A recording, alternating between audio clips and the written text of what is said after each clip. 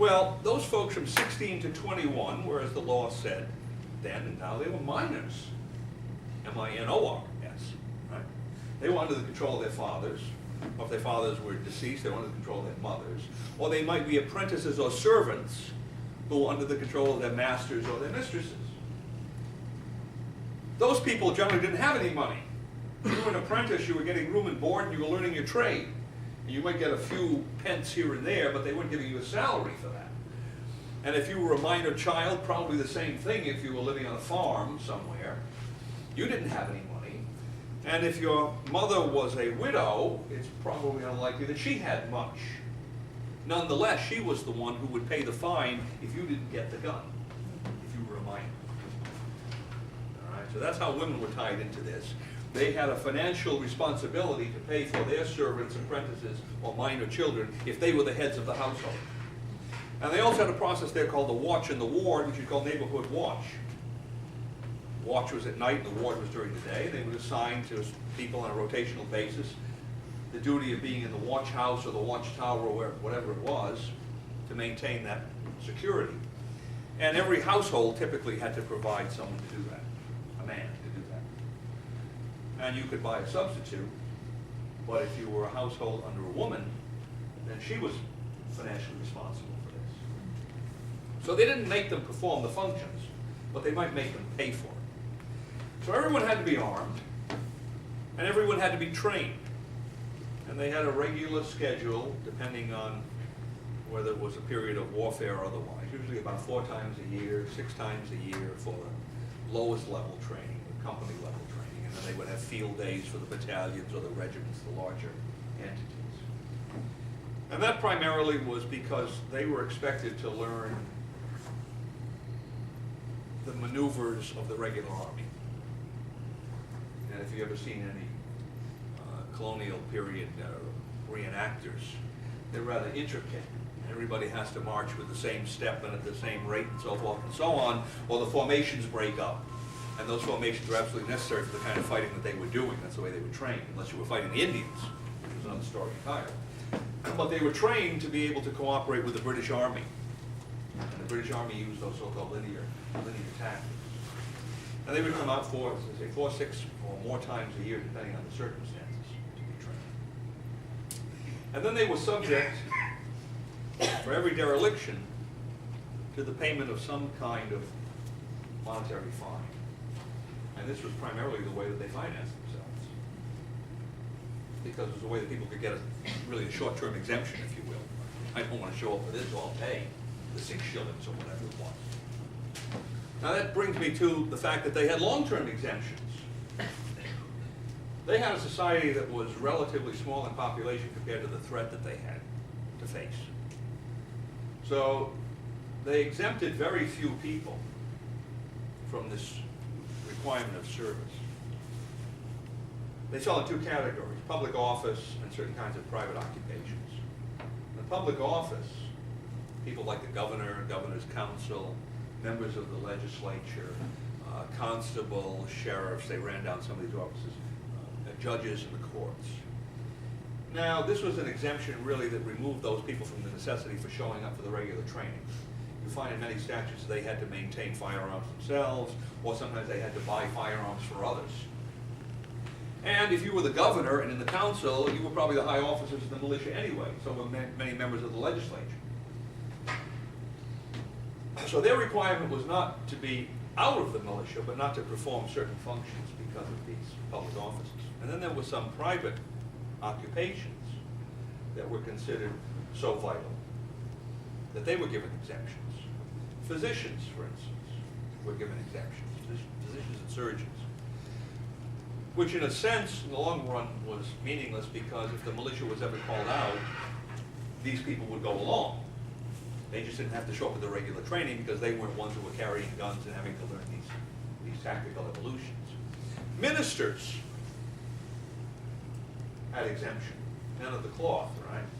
Churchmen. But who was the man who showed up, the first man who showed up with a gun in Concord on the 19th of April, 1775? He was a town minister. That was another one of these exemptions. It was not a prohibition. It was a license to remove yourself. ferrymen and millers were always exempted. Why?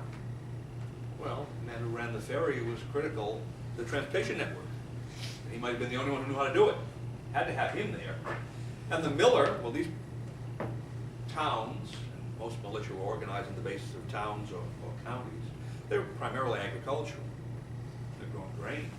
They had to have it milled. This was the man that did that, or the family that did that in any event. And so he was vital to the maintenance of the economic structure. So the only people they let out at all from the primary functions of training were the ones that had a vital function for the economy or for the political structure.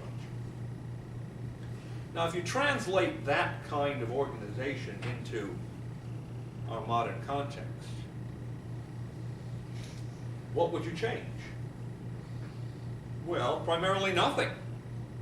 Right? You'd organize it essentially the same way because you'd want to maintain the political basis of this structure. You want it bottom up rather than top down structure. If you think about the way those militias were organized, they were highly democratic. Everyone was in them. Elitism was not something that ruled that kind of an organization, so they were highly egalitarian as well. In fact, most officers, at the lower levels at least, were elected by the men. And it's interesting to see some of these militia statutes change over the years. I remember one sequence, I can't remember what state it was from, maybe it was from New Jersey. And the first thing they say is that no one is allowed to bring liquor to the militia assemblies. They don't want the men drunk. And next it was they couldn't hold a militia assembly within a mile of a tavern. Because you might not bring your own liquor, but it was the tavern. And the next one, a few years later, was you couldn't hold a militia assembly within 5 miles of a tavern. Apparently there were people who were willing to walk that extra 4 miles. And then they come up with one that says that the officers are not allowed to treat the enlisted men with liquor. Well, they were treating the enlisted men to get the enlisted men's votes, because that's how they were elected. Highly, that was just like an American election today. It's a highly democratic organization in that sense. It included everybody. Their situation probably would not have included as many homeland security threats as we see, even somewhat paranoid threats of international terrorism. Primarily because they were a self-sustaining agricultural society in most instances, so they would not have had to worry about, say, food security. They probably weren't too worried about vote fraud because they didn't have electronic voting machines. Right? If you went to a town meeting, everybody put his hand up. You knew what the vote count was, in fact, you knew who voted for what. No question about it. They did have the same kind of, perhaps not as extensive, police problems with crime.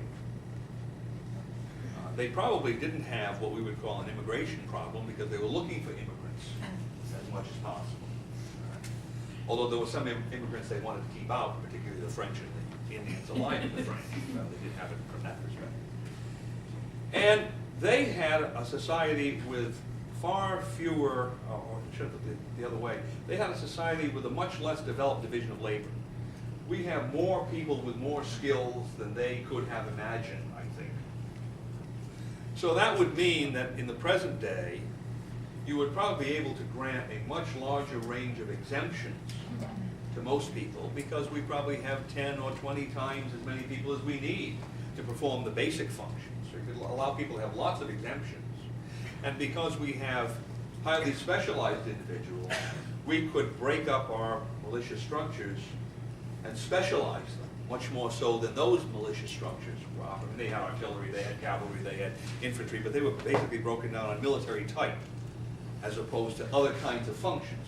So you could imagine engineering groups, you could imagine medical response, all sorts of things you could imagine today, which they would have not had the luxury of breaking up their organization because they wouldn't have had enough skilled people to create separate units of this kind, and then that would have taken away from the units over here in which they needed the number of rifles or the number of bayonets or whatever to perform their basic function. All right, so that's the basic concept that I looked through here in the Constitution. So we don't have this. We don't have this for a couple of reasons. And number one is